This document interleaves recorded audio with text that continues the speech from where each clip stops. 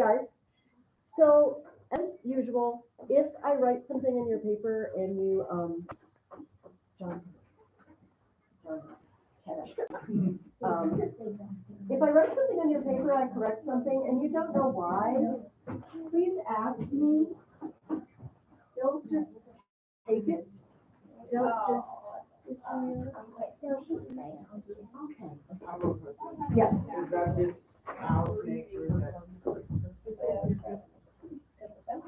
Oh, yes, it was, oh, yeah.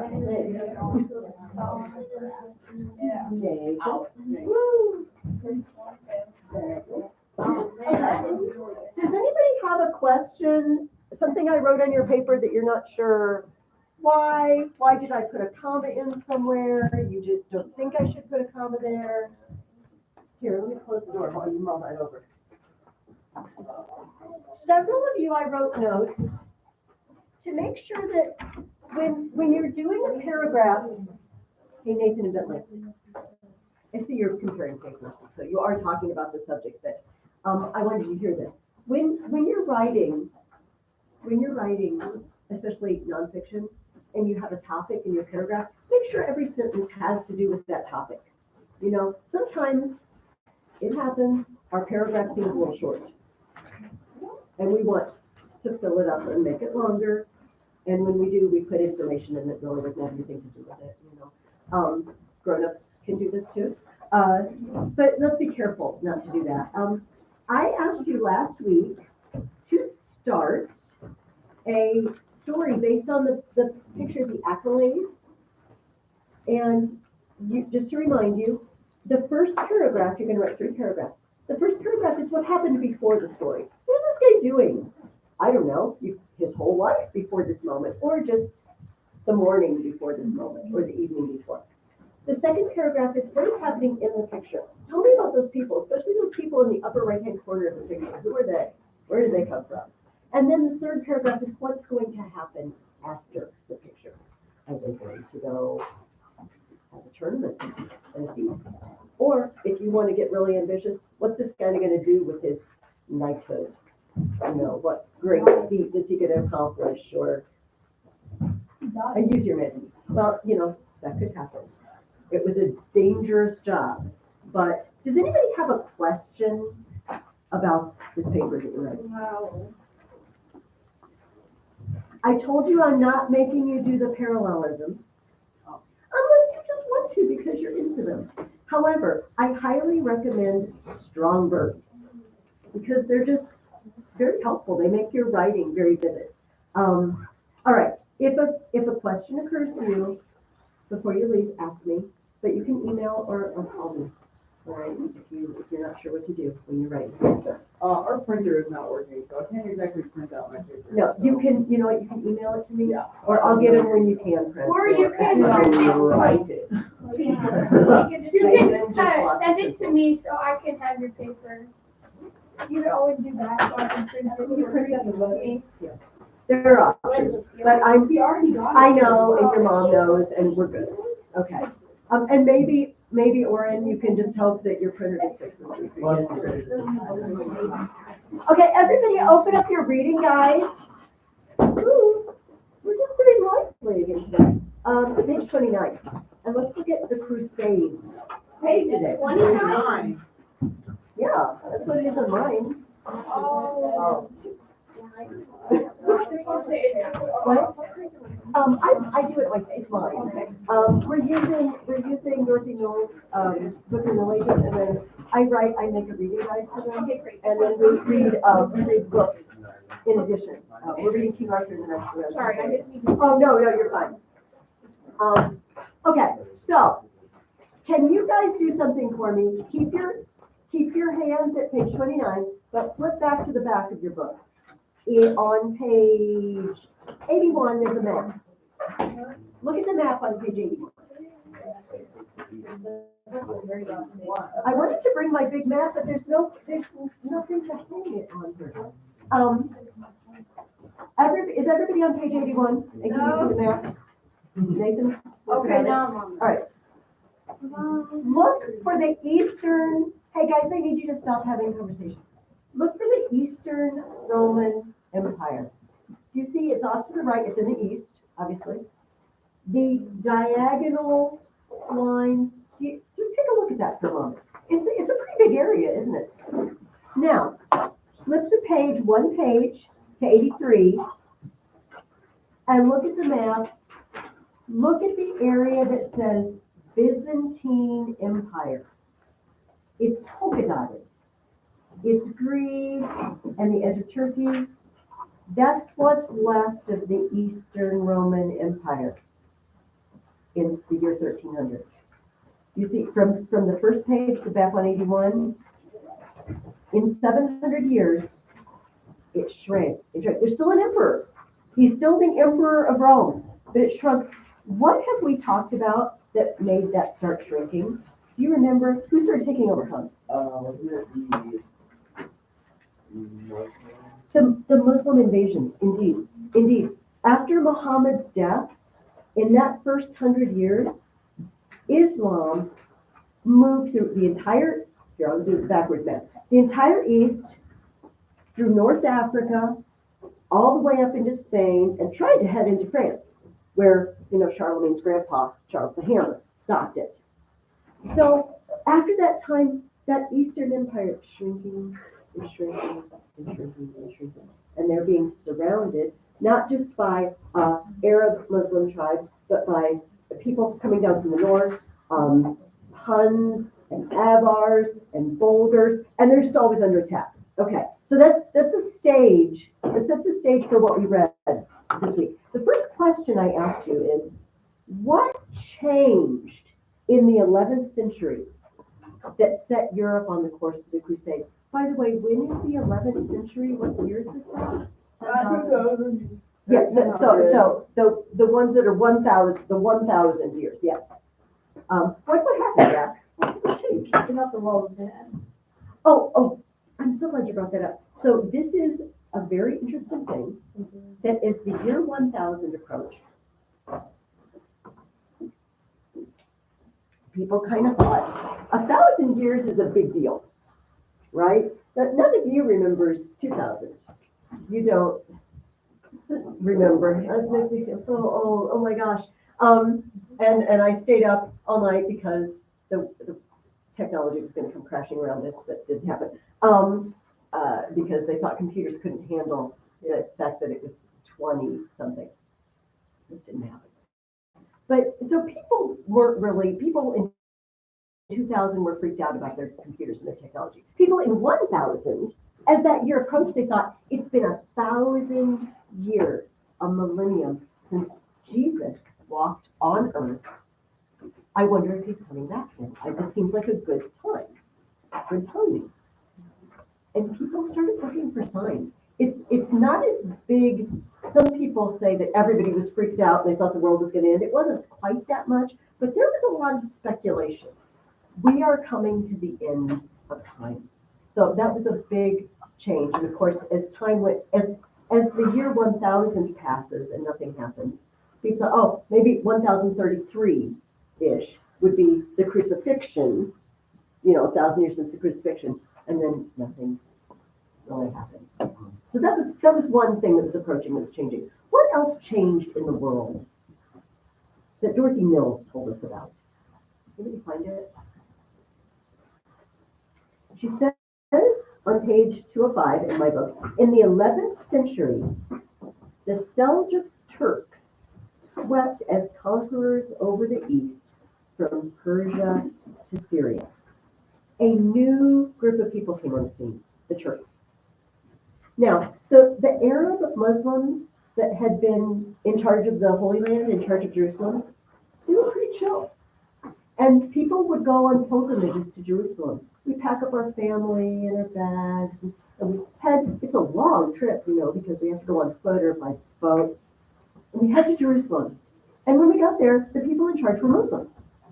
But they were okay with Christian pilgrims coming, and they gave them food, and they gave them places to stay, and they gave them access to the Church of the Holy Sepulchre and all the holy sites. The Turks didn't. The Turks were not friendly. They cracked down, and Dorothy Mills says Tales came that the new rulers of Jerusalem were interfering with the Pope. We don't want you here. Go away. We're not friendly to you. We may detain you. That's what it turned out to be. So people came home to Europe from Jerusalem and they said, it's not good there. They're not letting us go visit Bethlehem anymore. They're not letting us into the churches anymore. What should we do about it? That's one thing that changed.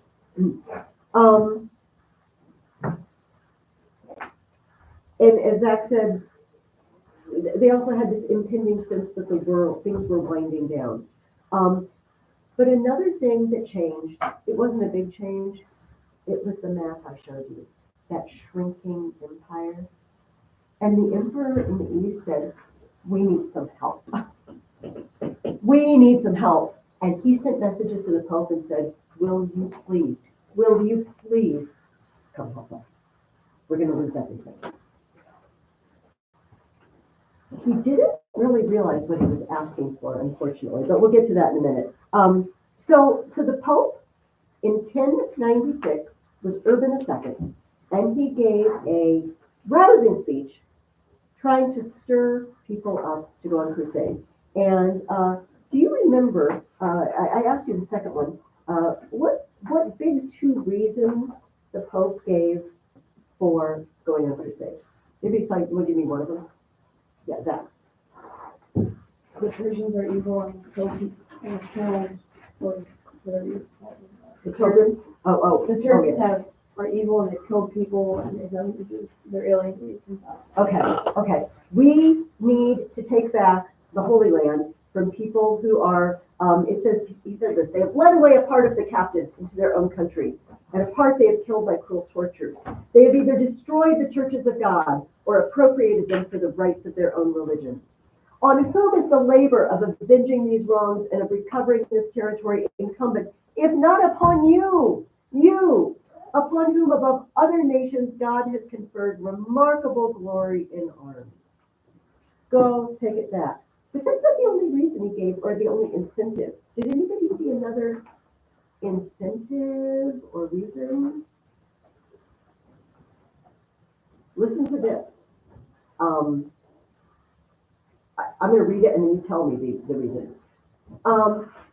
This land which you inhabit, shut in on all sides by the seas and surrounded by mountain peaks, is too narrow for your large population, nor does it abound in wealth, and it furnishes scarcely food enough for its cultivators.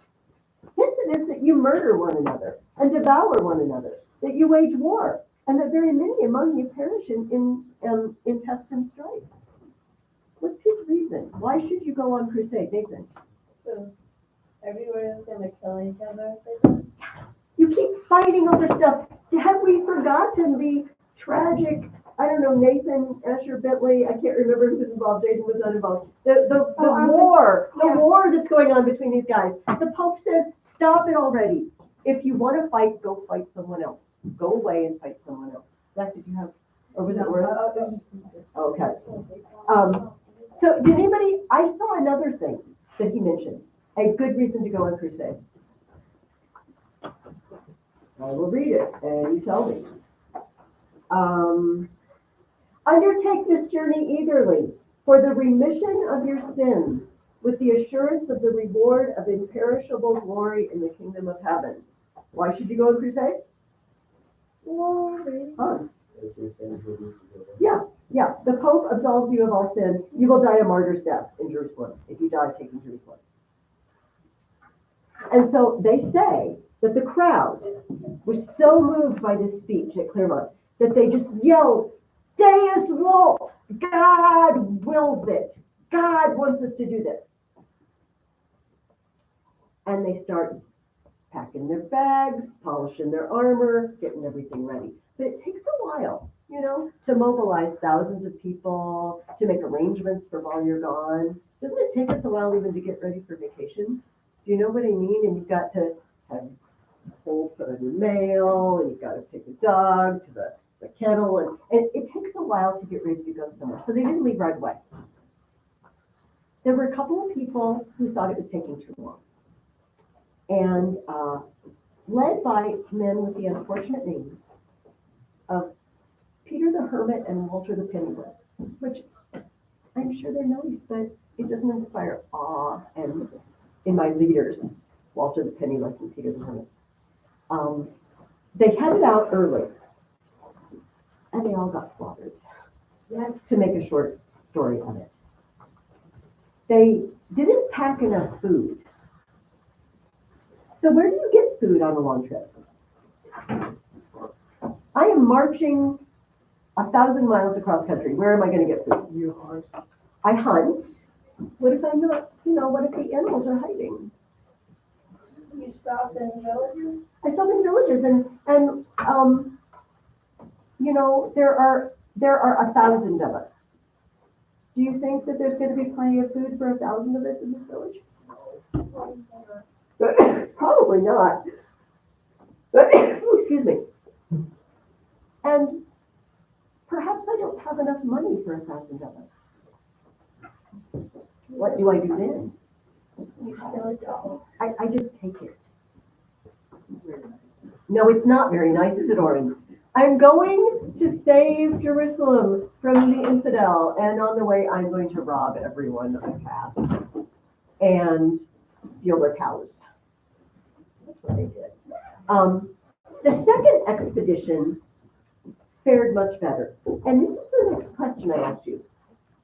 What was the difference between the two? The guys who went out early and the guys who went later. Yeah, huh?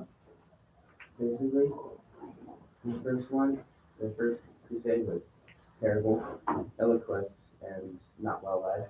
The next one was basically the opposite. It was well led, orderly, and large. They had, oh, by the way, I didn't mention this before. Walter the Penniless, and Peter the Hermit, I think they had about 12,000 men. They had 8 knights. Eight people of knightly rank, and the rest of them were just peasants, and they'd never really fought before. They were, how can I say this? They meant well, but it didn't do them any good just to mean well. They weren't ready. The second group that took their time and got ready were well armed. They were experienced in battle, and the upshot of it was they captured Jerusalem.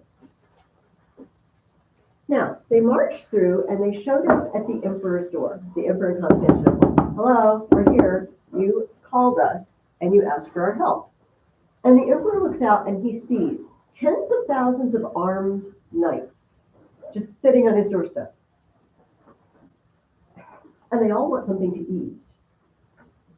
And they're getting a little restless, and they all have weapons and they're restless. This was not really what he bargained for. He didn't really realize they were going to come in such huge numbers and just stop there. So he did the best he could just to say, move along. You just want to move on down the coast. I'll give you something to eat now. I'll pack your bags, but move along. They did. And after a good deal of fighting and a lot of death, I think 70,000 Muslims killed, they took Jerusalem back. Can you look back in the back of your guide with me again? This time we're going to look at page 82. They made a deal with the emperor on the way through. The emperor said, okay, here's the deal. Thank you very much for coming. So much appreciated. I would like you to move along. But when you recapture the lands, they were mine, says the emperor. I owned all of this. So you're going to give back to me anything you capture. Except that they didn't. They captured it and they decided to set up their own kingdom. That's what is map 82. Crusader kingdoms. They took the area around Jerusalem and they just set up a kingdom there. They took the area around Antioch and they just set up a kingdom. The emperor said, excuse me, I was going to get this back from you, right? No, you're not. Look at the dates. Kingdom of Jerusalem, 1099 to 1187. Not very long, right? Not 200 years. It didn't last forever. But while it did, there were actually Western European kingdoms in the East. Godfrey, who was in charge of the expedition, they wanted to make him king of Jerusalem, but he said, I refuse to be called king in the city where my Lord wore a crown of thorns. I will be called defender of the Holy Sepulchre. So king. It's okay, but you know what? Godfrey's successors didn't have any qualms about it at all. Oh yeah, you can call me king. You can call me king, give me a crown. Apparently, if you visit the East today, you can visit Crusader castles. Castles built by the Crusaders in that time to defend their land. Now, how does the emperor feel about all this? Cheated, betrayed. You know, the East and the West already didn't get along very well. The churches had split. The people in the West thought the people in the East were heretics and terrible people. And the people in the East thought the people in the West were just full of themselves and proud and also heretics. But this did not help matters at all. Because they didn't return the land. So, news came out that the kingdom of Jerusalem has fallen again to the Turks.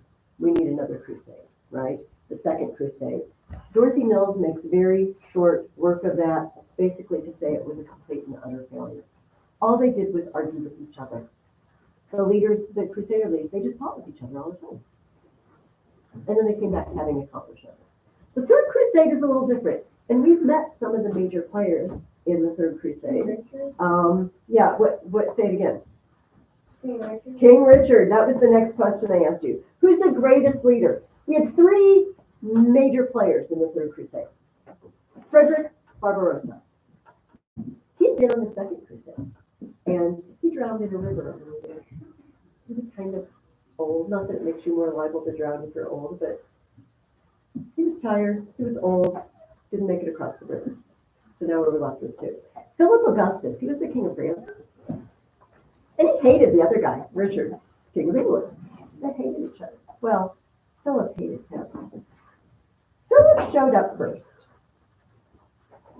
and sat down in front of Jerusalem and started besieging it, started trying to take it, and nothing happened. He sits there for a year, doesn't get anything done. Then Richard shows up. Richard was, you loved him or you hated him, right? He was big, he was loud, he got what he wanted. He was that sort of person.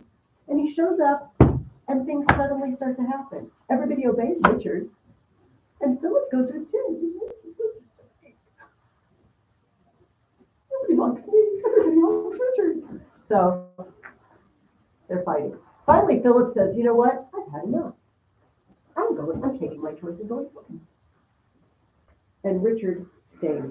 So, what was his great, this was also that question, what was his great Turkish rival? And what kind of man was he? Who was Richard fighting against? Yeah, Zach.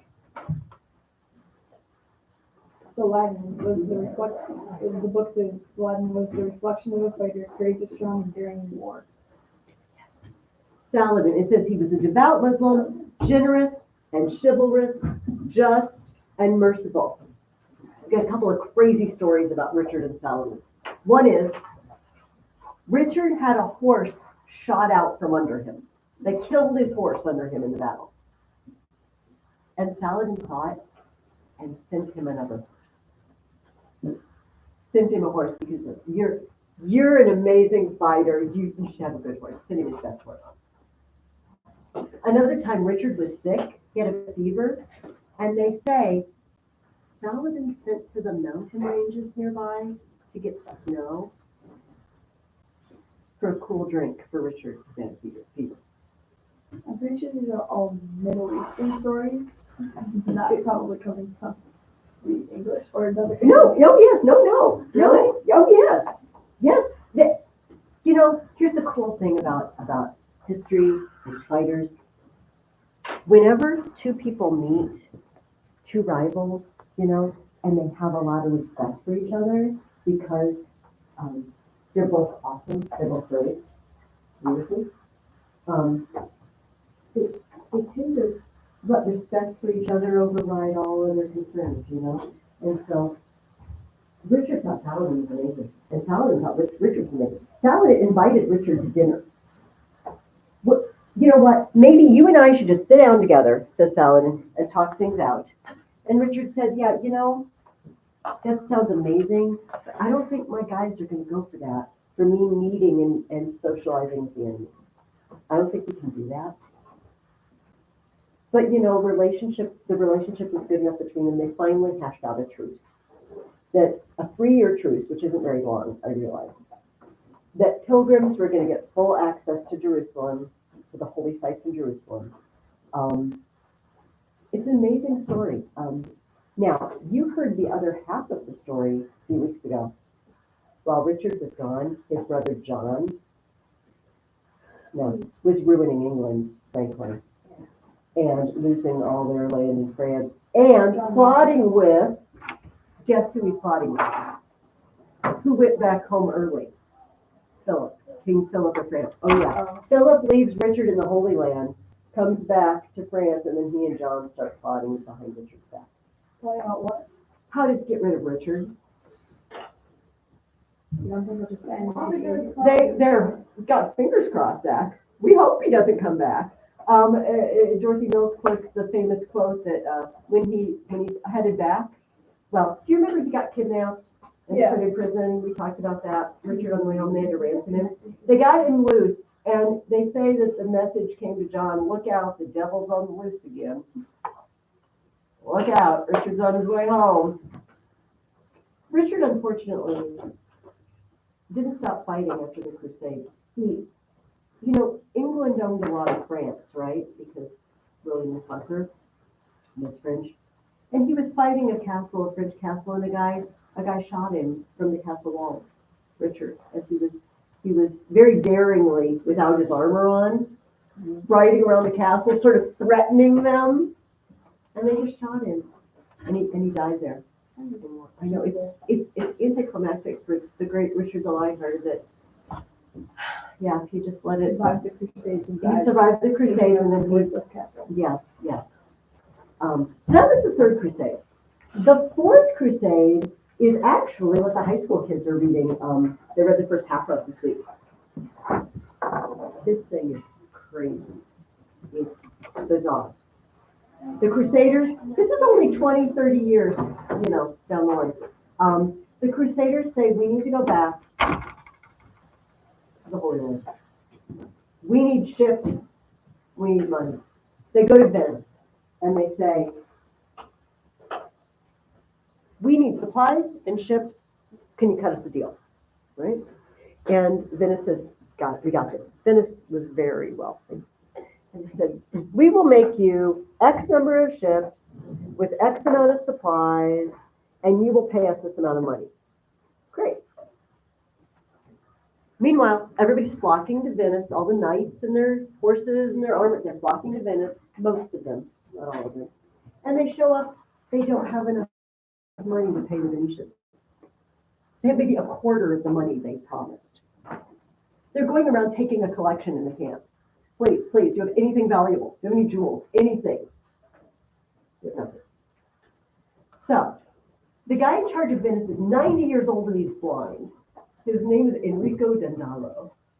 He's very cool. He's cool. And he comes and says, okay, I will make you a deal. We own some land, and the Hungarians have taken it away, and the King of Hungary is now ruling it. If you go take that land back for us, we'll cut you a deal on the boat. We'll forgive some of the money you owe us. And they look at each other like, should we do this? The land they want us to attack, they're Christians. It's a Christian city they want us to attack. Like, oh, we need the money. We don't have money. So they went back to Mr. Nadalo and they said, yes, we'll do it. In the meantime, story is so cool, you couldn't make it. It sounds made up, but it's not. In Constantinople, the emperor has been waylaid and ambushed by his brother. His brother threw the emperor in prison and gouged out his eyes. And also the emperor's son, all right, the guy's nephew, the usurper's nephew. They're both in prison. And he's taken over. The boy, the nephew, escapes. And he goes to the west, where his sister is married to the king of Germany. Oh, no. And he says, you know what? I need help to get my throne back. And his brother-in-law says, I don't know. There's a bunch of crusaders down in Venice. You could go there and see if you can kind of deal with that. So he does. He says, okay, here's the deal. After you take this city back, Venice, come to Constantinople and help me get my throne back. Get rid of my uncle. And again, they're like, oh, I don't know. Should we do it? Constantinople was a Christian city. Should we attack them? Like, yes, we should attack them because we don't have money. We need the money. So they make the deal. They go, they take the city for Venice. They burn it to the ground. Oh my goodness. And then they sail to Constantinople. And they park across the straits, across the bay from Constantinople. And they say, we have the true emperor, here he is. Nobody cares. Nobody's given up anything. And so they attacked Constantinople. They took the city. And then one after another, 3 times, fires broke out. They burned half of Constantinople. They stole everything they could get their hands on. And then they set up a kingdom. For about 70 years, there was a Western European emperor in Constantinople. It's awful. And do you remember how I told you the East and the West didn't already get along very well? Yeah, that clinched it. You came here and you sacked our city. They never, ever, ever went to the Holy Land. The Fourth Crusade never went anywhere but Constantinople and burned it to the ground. It's a very horrible story. It's shocking, and no wonder that it took a long time. I think there are still Greek-speaking Orthodox people who hold a grudge about the burning of Constantinople, 800 years ago. I didn't even know about it. So you didn't hold a grudge. Well, they do. I'm telling you, Nathan, they do. It was horrible. It was horrible. How about the Fifth Crusade? What? The Fifth Crusade. There's that didn't end it. But the one that is the most, this is the last question I asked you. Let's just skip. We'll go back to the next to last question. What strange crusading group set out in 1212? The Children's Crusade. Oh my goodness. They all died. Slaughtered. Oh my goodness. The Children's They Crusade. didn't even get started. They all died on the boat. In the year 1212, 2 strange and pathetic expeditions known as the Children's Crusade set out. 2 boys, Stephen, a French shepherd lad, and Nicholas, a young German, gathered hosts of children, bidding them follow them to the Holy Land, not to fight, but to convert the infidels. The German children perished along the way. Stephen got as far as Marseille, where he and as many of the children as had survived the hardships of the journey were kidnapped by slave dealers who shipped them to Egypt and sold them. Good job. Yeah, the sailors, they're in port and they just see a bunch of kids. Okay, kids, I think the youngest might have been 8 or 9. I mean, some of them are not very old, 10, 11, 12, maybe you guys' age-ish, but still, I don't feel like you would feel really ready to go march across country and for 1,000, 2,000 miles. They show up at the port and the sailors, they say, can you take us to the Holy Land? Oh yeah, we can take you. And they took them straight to Egypt and sold them to the Muslims. Yeah. I always want to ask, where were their parents? Did you not notice that all these children were just I think there's like They were walking just a through whole the different streets and breed stuff. back then. We're going on yeah, it's okay. 2 more steps across the country. I've heard of other This is very relaxed parenting. happened. Like there was back here there was Just an orphanage. crusade. I think there was a village, like real thing. There was a village idiots crusade where and they would like put up signs that if you're the village idiot, go on this crusade and prove your worth or something. I think it's really hard for us to understand this whole idea. Because we have an idea that we should just sort of let people believe what they want to believe and leave them alone. And that's not a bad thing. But people haven't always thought that way. And wasn't you guys, I feel like it was last year, we were talking about sometimes we don't care about things as much.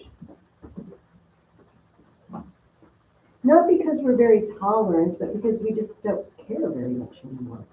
You know, it's not important to us. We don't really believe that people are lost without Jesus. So we just, oh, okay, well, whatever. You believe your thing, I'll believe my thing. I'm not saying we should force people at the point of the sword, but you know, there's something to be said for a group of people that care so much that they're willing to put their lives on the line to go fight for what they believe in. And I respect that, even though today we kind of think of it as being a little more misguided. Why did they stop going on crusade? It didn't stop suddenly, but what brought it to an end, Nathan? Does everybody got killed always? Well, you know, everybody didn't get killed, but you have a good point, Nathan. They didn't seem to do any good, did they? They had these crusader kingdoms for, I don't know, 100, 200 years, but even those got lost eventually. One of the later crusades involved two later crusades involved the French king St. Louis, a very godly man. And it was a miserable failure. They went to Egypt, and Louis got sick, and they had to ship him home, and then he went back. He wanted to accomplish something, he just couldn't. He ended up being waylaid and thrown in prison, and almost starved to death in prison. It was terrible. They just didn't accomplish what they wanted to accomplish. They couldn't stay long term. Dorothy Mills gives us another reason too. She says, the East was less of a novelty. What does it mean for something to be a novelty?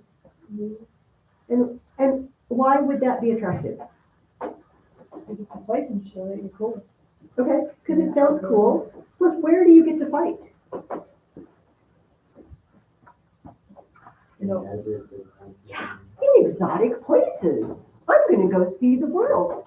You know, I've heard that many young men who signed up immediately for the American Civil War had the idea it was just going to be quite the lark.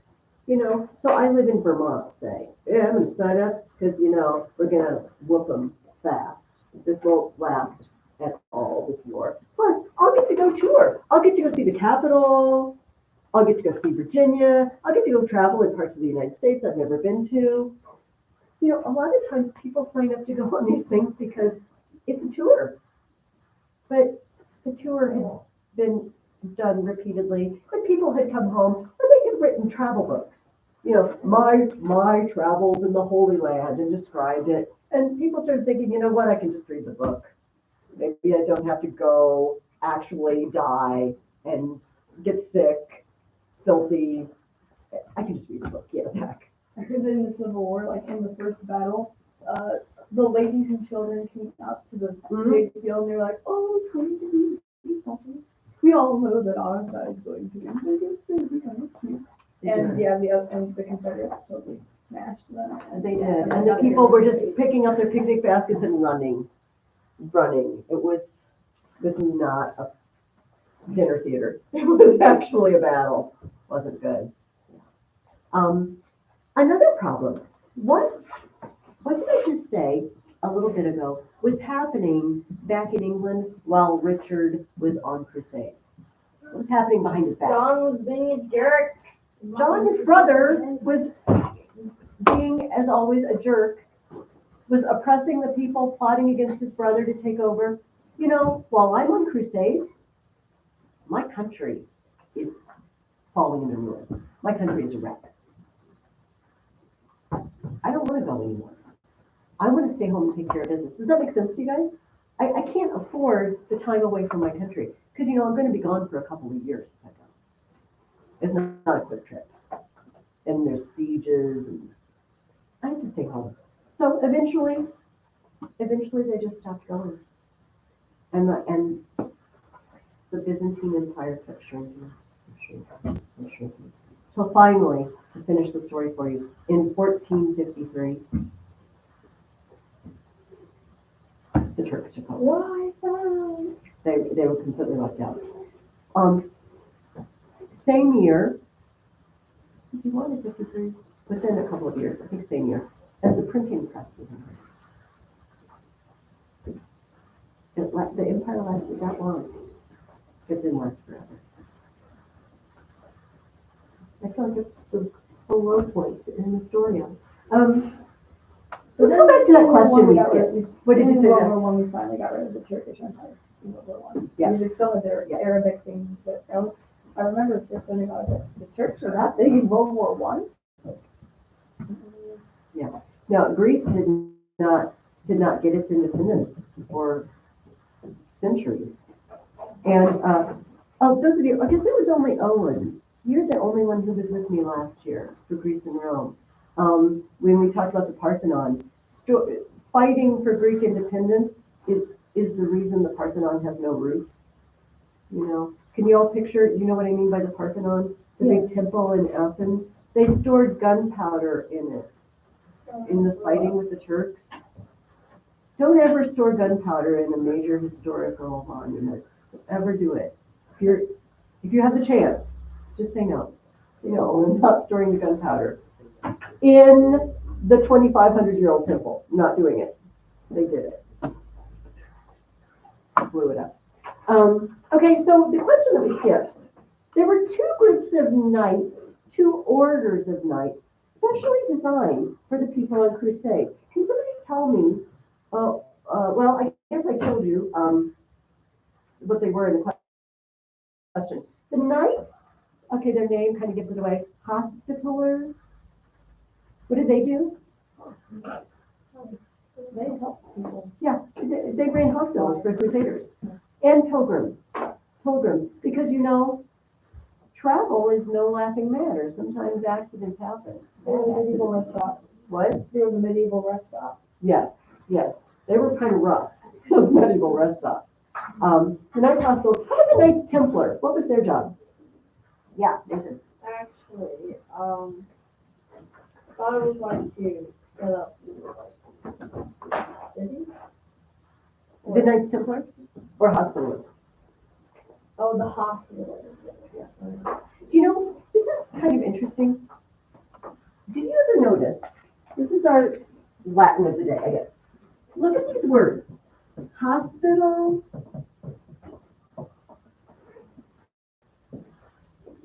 hospitality,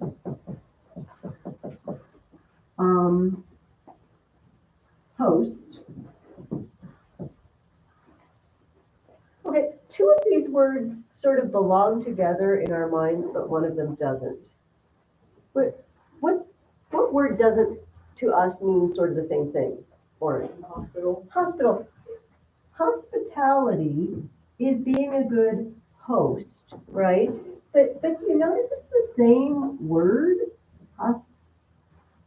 They're related. Hospes in Latin means a host, to host someone. And so what does a good host do? You give them everything they need, right? You give them the means to clean themselves up and food and a place to rest. And what do you need when you're ill or hurt? You need food and to get cleaned up and a place to rest. Do you see how it ends up being related? That a hospital is a place where they host you, and you need hosting, particularly when you're sick or hurt. And so what Nathan said is not far off the mark. A haven for people. But when do you most need a haven? When you're sick or hurt. How about those Knights Templar? What were they doing? And why are they called Templar? Did you find that in the book? Because they were sworn to fight evil and suffer some of the temple. Okay, yes. God, like, serving God, Yeah, they were like a temple. housed in the precinct of the temple in Jerusalem. The temple, you know, there's no temple there anymore at this point, but the temple precinct, where people still go today to visit it's the foundation of Solomon's temple, is what's left. And what were they doing for pilgrims? What did you say? What? I think Dorothy mostly said they were protecting them. Protecting them, yes. Oh, I feel like I've read some of the Knights Templar, it's maybe to do with money or something. You know what they did later? Here's the problem with the Knights Templar. They started out with a really great idea. Pilgrims come to Jerusalem, they come to the Holy Land, and it's a dangerous place. Because Turks aren't necessarily friendly, and they might get into trouble. So I have an armed guard to protect them. But people donated the money. And do you remember we talked about the Benedictine monasteries and all these people donated the money, and then the monks got kind of lax and lazy and rich, and the same thing happened in the Knights Templar. They got so rich and powerful that finally they shut them down. The Pope shut them down. He ended the order because he just thought they were abusing their power and their money. So unfortunately, they had a good start. That is the story of the Crusades. It's, I don't know how to say this to you guys. It's a really important thing for us to know about and think about, because a lot of people use the Crusades as an example of why Christianity is bad. People will say, you Christians, Christianity has brought terrible things into the world. Name one. The Crusades, the Inquisition and the Crusades. And we'll talk about the Inquisition next semester. These are the two things that people say, these are reasons Christianity is wrong.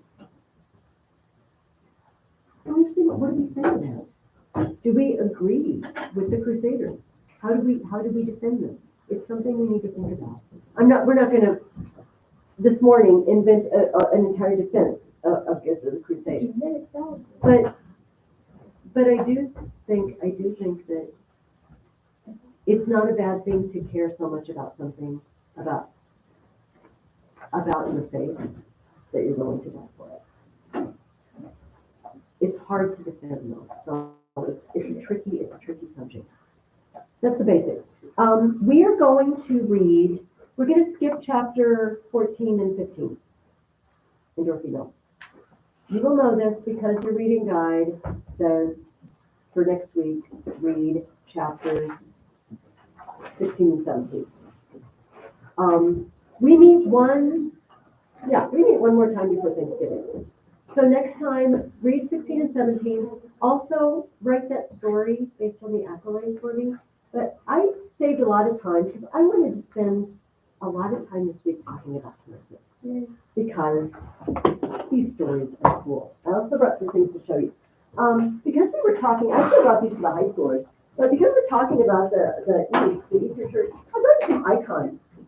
These are Orthodox icons. I bought these in Athens when I was there. This is, I don't think I can carry all three of them. I'll put them here and you can look at them. This is the Last Supper.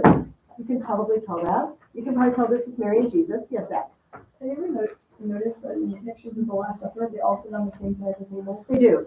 Kind of weird. They do. I'll get a table for What makes a good 24, picture, doesn't it? and I'll The one I really want to carry around and show you, because we're getting close to Christmas time. Advent season starts not very long enough. This is the icon of the Nativity, and this is what I want you to look at in this one. First of all, hey guys, you with me? We're gonna liven up and talk about King Arthur in a minute. He's in a cave. You know, it's just recently, this seemed to be a big discovery that many stables were caves, and people are suddenly talking about the fact that the stable Jesus was born in was probably a cave. They knew this in the East always. This was never news to them. They always drew the picture in a cave.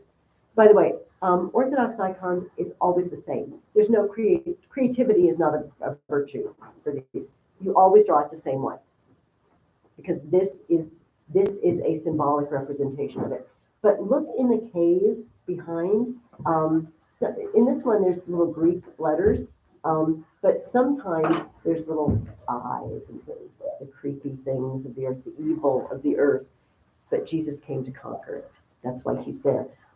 We always have a picture of Joseph and Mary.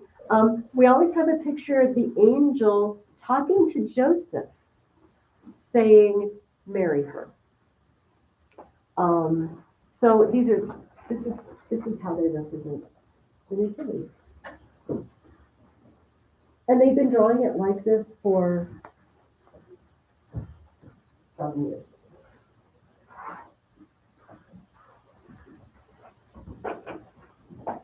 I love little But it was designed not, remember, not to be realistic, but to be symbolic of what's happening. Honestly though, if I didn't know how to read novels at first, I'm like, Well, but you know what, they learned to read them. In fact, you know, in the East, they don't say that they draw icons, they write them. They write icons. Any creativity to change it at all. What? You said that they have to like change it. Yeah, no, creativity. You know what, this is an interesting thing, I will tell you what it is. What's that looking at? It's Greek, it's Greek. Hey, no, my Greek isn't good enough to read it. These are the letters that mean Mother of God, and this is Jesus Christ. You know, we're weird in history that we think being super creative and making something new is good. For most of history, people thought imitating people who were brilliant, that was the thing to do. And they weren't into creativity.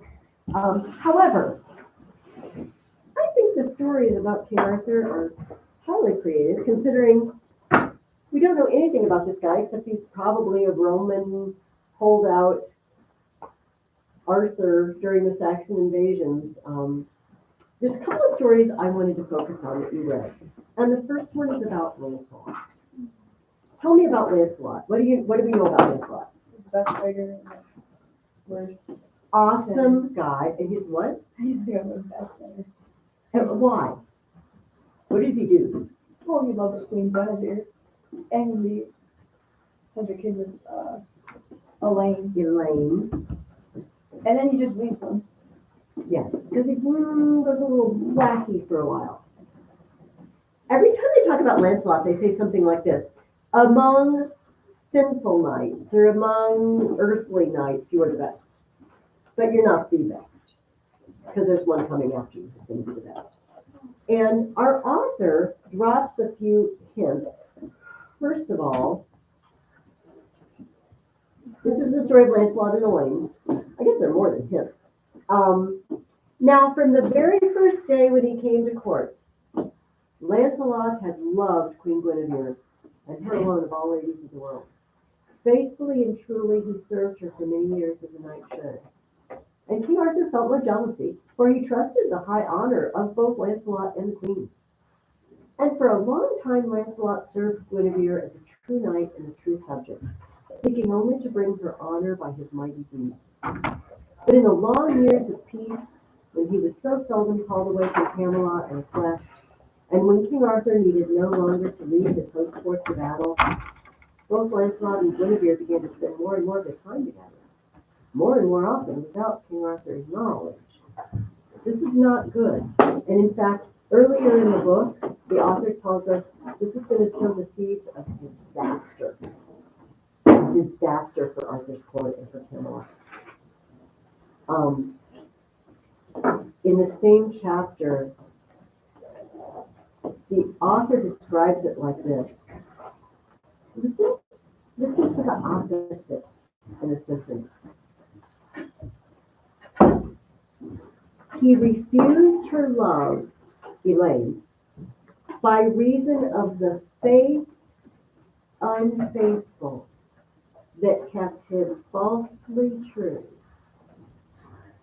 to Guinevere, King Arthur's queen. He's faithful to her, but he's unfaithful because she's married to someone else. He's true to her, but he's falsely true because he's not supposed to be true to her. So, yes, Elaine. Where does Elaine live? in the castle. In a castle. In a particular castle? I forget. The thing with the Holy Grail. Uh-huh. Castle Carbonek. Castle Carbonek. Her family is from Castle Carbonek. So remember it. Jonathan and King Pelles of Carbonek was wounded with the lance that stabbed Jesus in the side. And Balin struck the dolorous stroke, and now the wound can never be healed until the worthy knight comes. This is Elaine's family. And we find out later, they're descended from whom? Did you catch it? Joseph of Arm. Joseph of Arimathea, the Joseph of Arimathea's family, which is why they have the Grail and the lamp and all that stuff. So, Elaine has magical friends, should we say magical friends, who can change her shape, and she transforms herself into Guinevere, and in a moment of weakness, Lancelot meets Guinevere, and ends up having a child. Lancelot goes berserk. He's done the worst thing he can possibly do. Because what is his number one priority? Arthur. I'm a knight. And I'm a good one. But I'm not good enough. Wait, did you say it's not gonna be? It wasn't, but he thought it was. And this was what was important to Lancelot. So if you do something wrong, and it turns out it wasn't wrong, but while you were doing it, you thought it was wrong and you did it anyway, are you still guilty? I would think so. If I go rob a store and I fill my pockets and I know I'm robbing the store, and then I found out later, oh, it was actually a place that's just open for free and anybody can come take whatever they want. It's a, I don't know, food pantry. But I think I'm robbing a store. I'm still guilty even if I wasn't really robbing. Lancelot's guilty. And it drives him insane briefly. Who's their son? Percival. No, Galahad. Galahad. You're thinking of Gawain and. Gawain and the Lady Ragnall. So I want to talk about that too, because that's a fun story. Yeah. Galahad. Who is Galahad? He's the guy. You know, for the whole time the round table's been sitting there, remember there's one chair that nobody sits in? And that is death. The Siege Perilous. Don't sit in the Siege Perilous until the person comes for whom it is destined. How old is King Arthur at this point? Don't know. You were It said that Balin, like Balin, he struck as a lawyer's joke so long ago. Yeah. How long So is probably, okay, Nathan, probably decades. I'm thinking maybe Arthur's, okay, let's just I'm completely guesstimating here. Say Arthur's 20 when he becomes king. Maybe, okay, 15, maybe he's 50 or 50, he's 50, Remember, he was 60. a child when No, that's not That's true, that's true. Like ancient. Wow. So, you know, to you guys that's ancient, to me that's not sounding very old anymore. Yeah, At the beginning of the book was Merlin that people ever gave the three gifts, one of them just used to live longer than normal live. live longer. And you know what, can we remember that? Because I don't want to say what's going to happen at the end of the book, but remember that comment because it might mean more than we know right now where we've read. So, that he's going to live longer than the normal. What if Galahad comes in, you know, he doesn't have a shield and he doesn't have a sword. Where does he get the sword? From stone. From a stone. What sword is it, Hans? Do you remember? No. Okay, let me find it.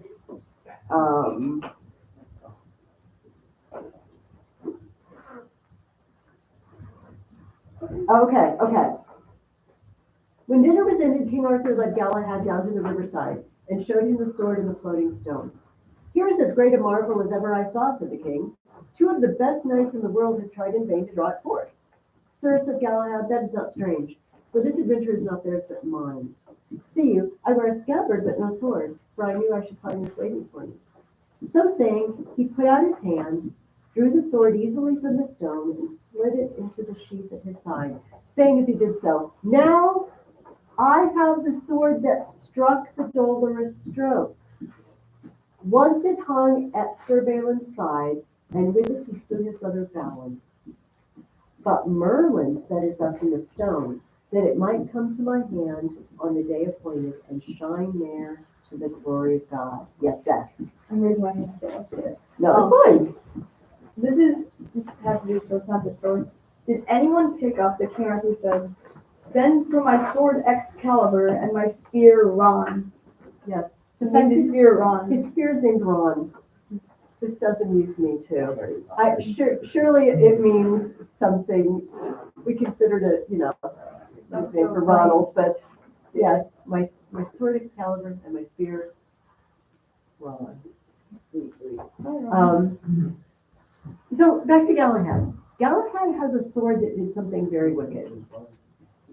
It killed a brother.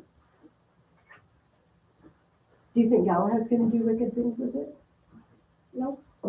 Why not? Because he's a knight. And he's what knight? He's The knight. the knight. He's the one everybody's been waiting for because he's awesome. Lancelot sinned with a fake Guinevere. Okay. You know what I mean. But their son is Galahad, the best knight. Can God take things that have wicked beginnings and make them good? It's beautiful. It's beautiful. This terrible sword. But I'm going to wear it and it's going to be good now. This is a terrible deed. But our son is awesome. He's the one everybody's been waiting for. It's very encouraging. He is the best. I got to read to you. They said there's several stories about this Elaine. And one of them is the old tales tell of another Elaine who loved Lancelot and from whom he rode away, refusing her love by reason of the faith unfaithful that kept him falsely true to Guinevere. This Elaine pined away when Lancelot left her and died of a broken heart. And when she was dead, her attendants laid her, richly clad, in a barge on the broad river that flows down to Camelot. And they placed a letter in her hand and let the barge drift with the stream, for such had been her dying wish. Sir, said Kay, coming into the hall where King Arthur sat with many of his knights some days later, here's a great marvel. Out yonder upon the river floats a black barge, and dead within it lies a lovely damsel clad in rich robes and jewels. Then King Arthur, with Queen Guinevere and many of his knights, went down to the riverside and beheld how the barge floated quietly down the stream and lodged at length against the bank. And now all might see the letter which the dead maiden held in her hand.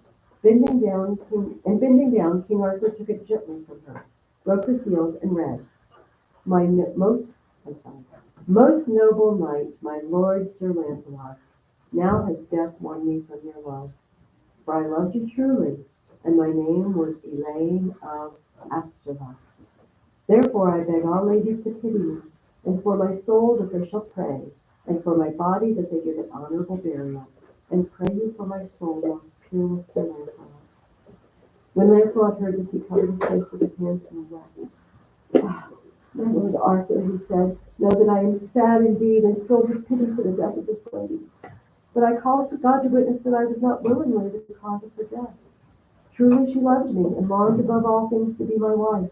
But it might not be, for love cannot be commanded, and I would think it foul shame and dishonor to wed one whom I did not love.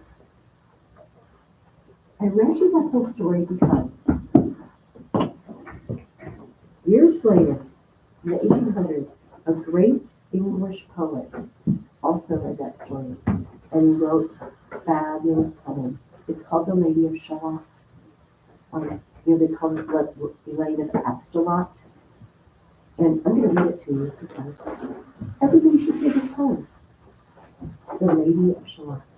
Kind of creepy. It involves, she has a mirror in her room in which she can see everything that happens in the world, but she can't go out. She can't look out the window, and she can't go out. She has her purse. She has a mirror. It's kind of longish. On either side the river lie long fields of barley and of rye that clothe the world and meet the sky. And through the field the road runs by to many towered Camelot. And up and down the people go, gazing where the lilies grow, round an island there below, the island of Shalott. Willows whiten, aspens quiver, little breezes dusk and shiver through the wave that runs forever by the island and the river flowing down to Camelot. 4 gray walls and 4 gray towers overlook a space of flowers. and the silent isle embowers the lady of Shalott. By the margin, willow veiled, slide the heavy barges trailed by slow horses, and unhailed the shallop flitteth silken sails skimming down the Camelot. But who hath seen her wave her hand, or at the casement seen her stand? Or is she known in all the land, Lady of Shalott? Only reapers, reaping early in among the bearded barley, hear song that echoes cheerily from the river winding clearly down to tower Camelot. And by the moon, the reaper weary, piling sheaves in upland berry, listening whispers, "'Tis the fairy Lady of Shalott." There she weaves by night and day a magic web with colors gathered. She has heard a whisper say a curse is on her if she stay to look down to Camelot. She knows not what the curse may be, and so she weaves it steadily, and little other care hath she, the Lady of Shalott. And moving through a mirror clear that hangs before her all the year, shadows of the world appear. There she sees the highway near winding down to Camelot. There the river eddy whirls, and there the surly village churls, and the red cloaks of market girls pass onward from Shalott. Sometimes a troop of damsels glad, an abbot on an ambling pad, sometimes a curly shepherd lad, or long-haired page in crimson clad, goes by to tower Camelot. And sometimes through the mirror blue the knights come riding two by two. She hath no loyal knight and true, the Lady of Shalott. But in her web she still delights to weave the mirror's magic sights, for often through the silent nights of funeral, with plumes and lights and music went to Camelot. Or when the moon was overhead, came two young lovers lately wed. I am half sick of shadows, said the Lady of Shalott. A bow shot from her bower eaves, he rode between the barley sheaves. The sun came dazzling through the leaves and flamed upon the brazen breeze of bold Sir Lancelot. A Red Cross knight forever kneeled to a lady in his shield, that sparkled on the yellow field beside remote Shalott. The gemmy bridle glittered free, like some branch of stars we see, hung in the golden galaxy. The bridle bells rang merrily as he rode down to Camelot, and from his blazoned baldric swung a mighty silver bugle hung, and as he rode his armor rung beside remote Shalott. All in the blue unclouded weather, thick jewels shone the saddle leather, the helmet and the helmet feather burned like one burning flame together as he rode down to Camelot. And often through the purple night, below the starry clusters bright, some bearded meteor, trailing light, moved over still Shalott. His broad clear brow in sunlight glowed, on burnished hooves his war horse trode, from underneath his helmet flowed his coal black curls, as he rode down to Camelot. From the bank and from the river he flashed into the crystal mirror. Mirror, by the river, sang Sir Lancelot.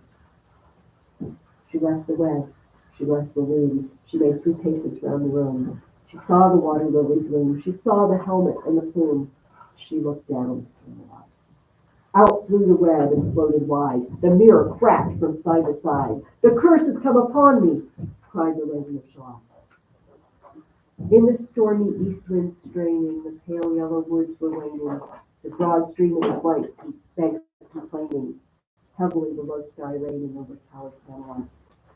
Down she came and found a boat, beneath a willow left afloat, and round about the prow she wrote, the Lady of Shalott.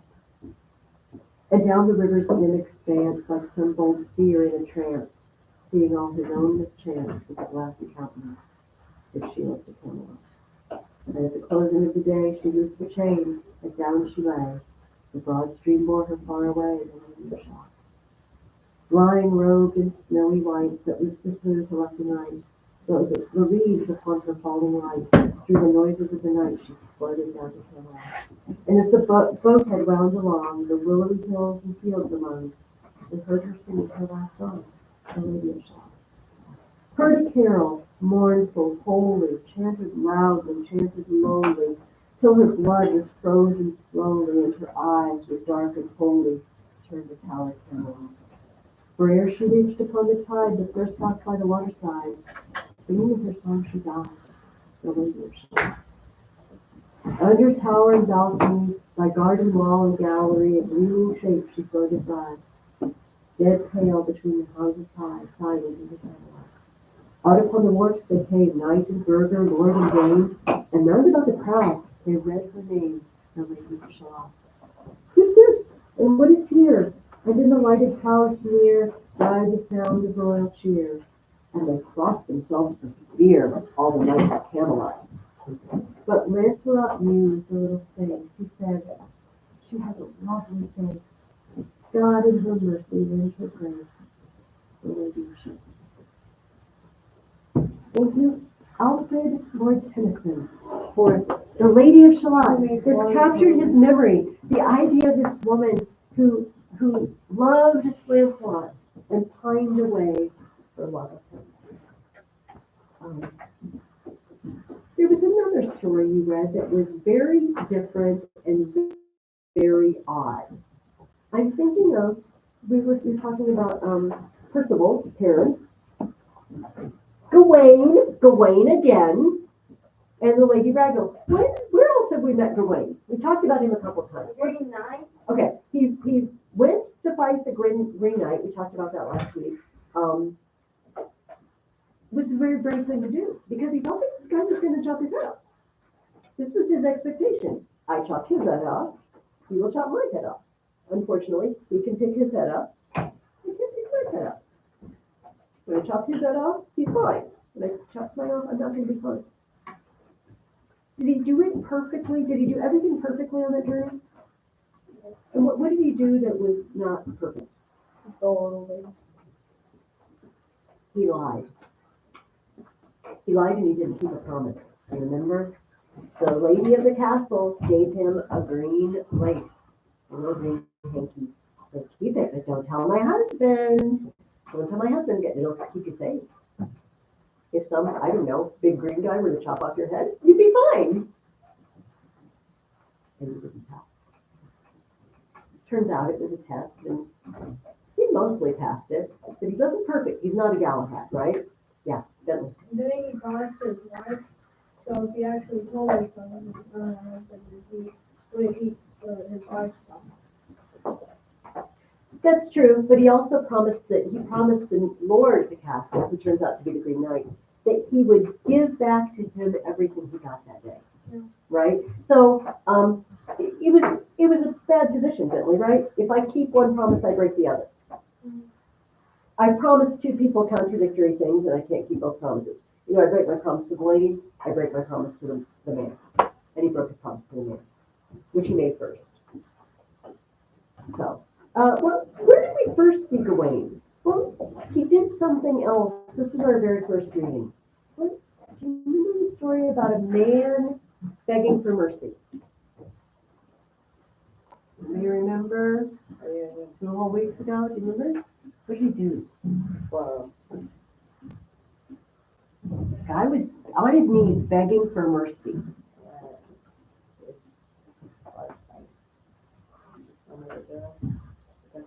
Yeah, and what happened to his wife? Yeah. His wife flung herself on him while the sword was already on its way and killed the wife instead of the knight. And he said, oh, if I had shown mercy when I was supposed to show mercy, this never would have happened. Or you're tough. You're a tough sell. That's what I'm thinking. See, I feel like you guys, you make me sad. So the moral of the story to you guys is don't jump in front of a moving sword. You know, it's not a bad moral. Don't jump in front of a moving sword. This is a good lesson. Or any weapon. But I feel like showing mercy to those who ask mercy is an even better lesson, because do we all need mercy from God? I don't know about you guys, I really need mercy from God. I need God to have mercy on me and forgive me. And so, this is Gawain. So, once upon a time, God comes in and says, there's some knight on an island and he's just taking out everybody. You need to go check on him. And Nathan, the one who said King Arthur is kind of slacker, King Arthur actually gets up to do this one, right? But He says, I'm tired of sending other people out. I'm going to go do this myself. And Gawain says, you know what? I'll be your co-pilot here. I'll be your second-hand man. will go together. The guy on this island, and he's magic, right? Right? Which, you know, these guys have a hard time. They're fighting against magical people all the time. Morgana Le Fay is casting spells on everyone, goes out, and he's overcome. And the knight says, okay, I'll give you a chance. If you can come back in a year and tell me the answer to a question, I'll let you go. What was the question? Do you remember? I honestly don't Well, that's a very honest answer. What was the answer? What was the question? What is the lady, what was What do women want more than anything else in the world? So, that year, and they're taking a poll, you know, a massive poll. They've got their notebooks. They're asking everybody, what do you think women want? What do you think women want? They filled a book with what do women want? I mean, women don't want to live, so she jumped. She wanted to save her husband. You need to spin it in a nice way, not in a bad way. So they head out to, I'm sorry, I have to say his name because it makes me laugh. His name is Sir Gromer Somerjour. When I first read this to my kids, I just, really? Sir Gromer Somerjour? Okay. In Tarn Waffleline. He lives in Tarn Waffleline. They're heading there, and you know what? Quite frankly, they don't feel super good about all the answers in the book. They're not totally sure they've got the right answer. And who do they meet?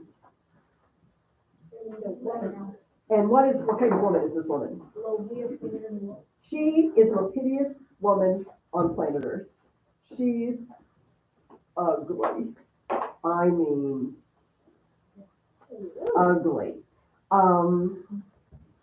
Let me find the description. No, I remember. She was the loathliest lady that ever the eye of man rested upon. Her face was as red as the sinking sun. Her long yellow teeth showed between wide, weak lips. Her head was set upon a great, thick neck, and she herself was fat and unshapely as a barrel. Yet the horror of her seemed to lie in something more than the hideousness of her looks. For in her great, squinting, red-rimmed eyes, there lurked a strange and terrifying shadow of fear and suffering. Horribly ugly, but there's something even more creepy about this lady. When you look in her eyes, there's something horrible there. She's suffering something horrible. All hail, King Arthur, she cried in a shrill, cracked voice. Speak to me nicely now, for your very life depends upon it. She says, I know what question you want the answer to. And guess what? I know the answer. But I don't give it up without getting something in return. What does she want? Oh, God, Gawain. Yeah, good luck to the Galahad. No, Galahad's out of her reach. Yeah, she wants to marry one of his knights. King Arthur says, yeah, lady, I can't really promise that on behalf of other people. Then you ride to your death, chuckled the loathly lady, and her eyes a little darker with pain than before. Stay, cried Sir Gawain suddenly. I am King Arthur's nephew and knight of the Round Table. If I take you as my wife, will you tell me the answer to the riddle? Oh yeah, you'll do. And does he do it? Yeah.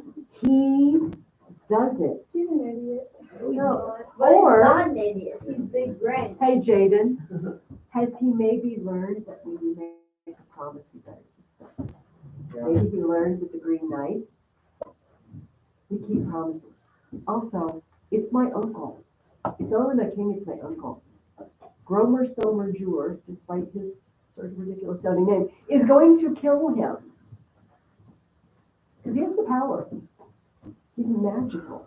He can take out Arthur unless I do this. You know, I'm going now, okay? I once killed a lady because I did not show mercy. I once killed a lady who was flinging herself in front of someone else to save them. I'm now willing to fling myself in front of others to save them. You see? But Jane, I understand where you're coming from. Yeah, it doesn't seem like a good career move for Gawain at all. To have to bring this lady back, and you know there's going to be a big wedding. He's going to have to introduce her to the court. It's going to be embarrassing, just deeply embarrassing. But he promised. And he keeps his promises now. He wasn't bad before, but now he super keeps his promises because he's learned his lesson. What do women want most in the world? Does it turn out? Do you remember the answer to that one? To rule over men. Oh, yeah. Women want to rule over men. Women want to call the shots. They go, and he gets out his book, and he's, oh, I don't know, do women want jewelry? No. Do women want, I don't know, cake? No. Do women want, I don't know, pretty dresses? No. And Gromer Stomer Jr. is getting all excited because he thinks this guy doesn't know. He says, oh, well, how about to rule men? Wow, curses. Turns out Gromer Stomer Jr. is also a victim. He's been magicked by Morgana Le Fay and made to do this. Anyway, let's go back to Gawain. He marries the ugly lady, the Lady Ragnall. She's hideous. Everybody, there's no party at this wedding, right? It's just sort of like a funeral almost. Like, oh, Gawain, we're so very sorry. They get married, they go to his room, and she says, well, I'm your wife, aren't you going to kiss me? Starts crying. Suddenly he hears a voice. It's a much nicer voice, isn't it? What happened to the Lady Ragnall? Changed into a baby. Oh, so better. Beautiful woman. Beautiful woman. She said, this is me. This is me. You didn't know. But you married me. Here's the problem, Gawain. You have a big problem. You were willing to marry me and it broke half the curse. But I still have to be like this half. I have to be ugly half the time. And I'm going to leave it up to you, Gawain. Do you want me to be ugly at night when you have to be alone with me? Or do you want me to be ugly during the day when everybody sees me? And it's embarrassing for you. Which one is easier for you to talk? Do you remember what he answered? He told her to choose. You choose. What do women want? Well, To make the decisions, to call the shots. He says, you choose. You choose. It's harder on you than it is on me. Either everybody during the day is going to look at you and look away, or I'm going to look at you like that in the evening. Which one is easier for you? And she said, well done. Now you know what women want. You gave me the choice. Now I get to be beautiful all the time. You broke this law. Yay! it was Happy a ending. trick question. It was a trick question. It was a trick question. Since we mentioned Percival and we mentioned Gawain and Ragnar, what's the deal with Percival? Tell me a little bit about him. What was he like as a young man? What was his upbringing like? A wild man. He was really wild. So dark. He lived in the woods. And do you remember one day he saw knights riding by and he thought they were angels or something? Which is honestly, I just saw angels. No, those are knights. And he comes into the court and he just begs to be made a knight. I'm picturing him sort of, I don't know, wearing animal skins and looking pretty wild and rough around the edges. Love it. But does King Arthur give him a chance? He does. Sir Kay does it, like always. Good old Sir Kay. What? Okay. In the time we have left, I'm going to think about Sir Kay. I'm just going to do this on the fly because Nathan mentioned it. Why is Sir Kay in these stories? Like, he's annoying. He's rude. He completely doesn't follow the code of chivalry. Why would the stories include a character like that? Did somebody say to make it interesting? Would it be boring if Well, but don't they have other opponents? Yeah. Do you know what I mean? Like, there are other people to fight that are rude and boorish. Do we have to have one of them in the court? I guess. It's like, I don't have an answer to this. I'm just asking.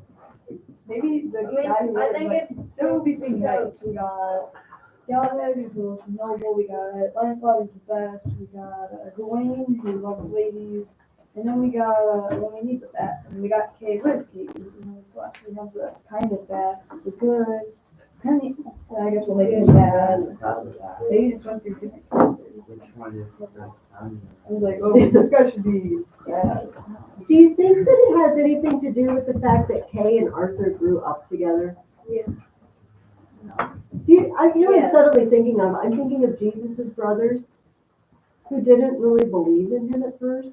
You know, it would be hard to grow up with someone and then find out they're special and you're not, if you know what I mean. Like Dan's parents, Yeah, and you don't. And you say, no, I remember when you were little. You're nobody. You're nothing.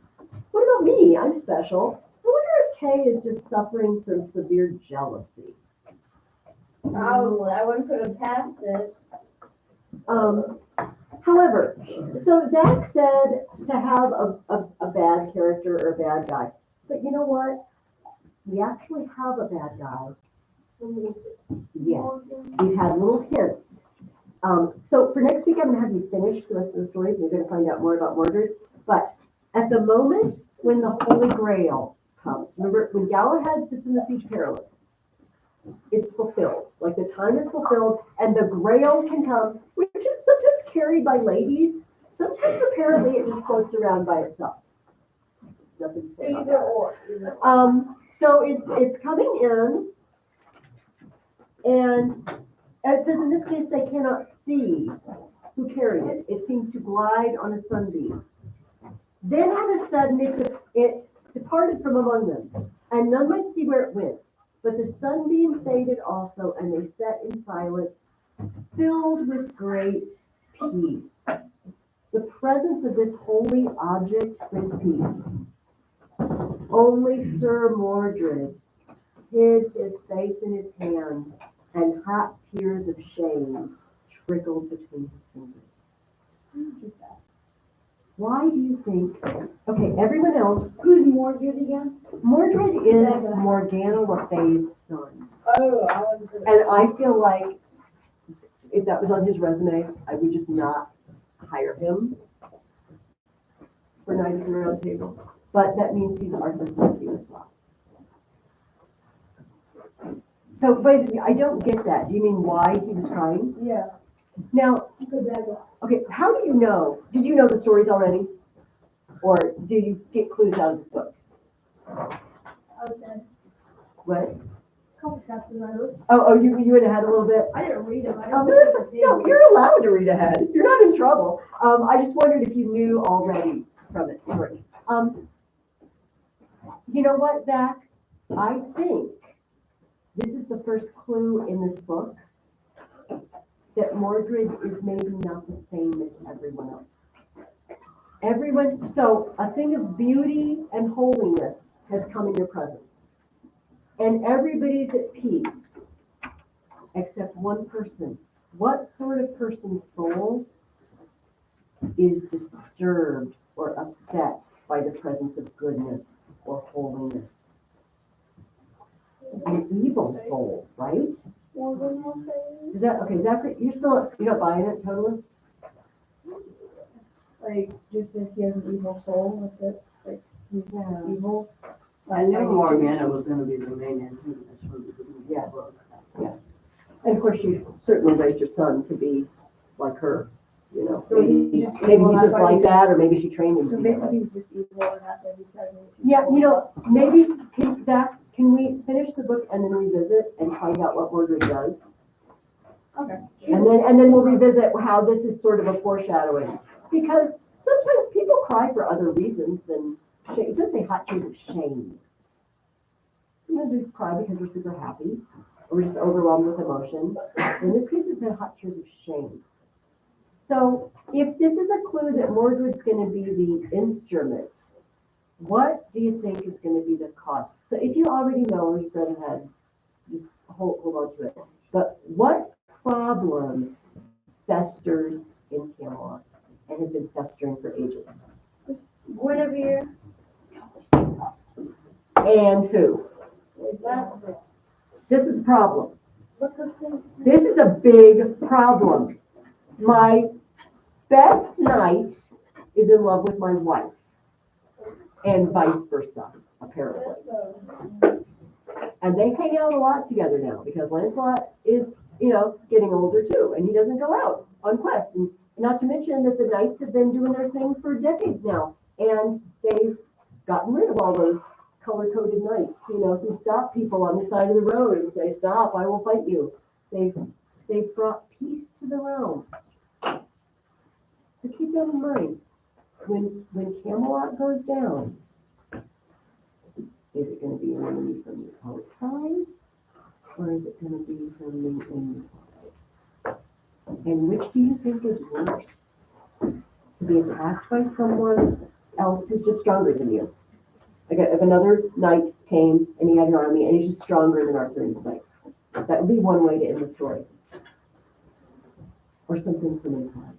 Finish the story. We will talk about it next week. And next week will be our last meeting before Thanksgiving. So bring me your paper on the accolades so I can have some Thanksgiving reading. And I'm kind of sorry. It's not fun to share your. 28. Nobody likes to share their birthday with a major holiday. Today is my daughter's birthday, my oldest child. Is 33, so we'll be reading Lord of the Rings next semester, and hobbits, when they turn 33, are adults. That's the point of adulthood. So she said, we went to a concert in Chicago this weekend together for her birthday, and she said, "I will be a hobbit adult." Yes, you will. All right, guys. Thank you for your 11th birthday. It's if I make it to 11th first. I don't know. Yeah, huh? Just finishing. Yes, just finish King Arthur. Read 16 and 17 of Dorothy Mills and finish your story for me. And have a wonderful rest of the day. Thank you guys for visiting. Enjoy the rest of your day.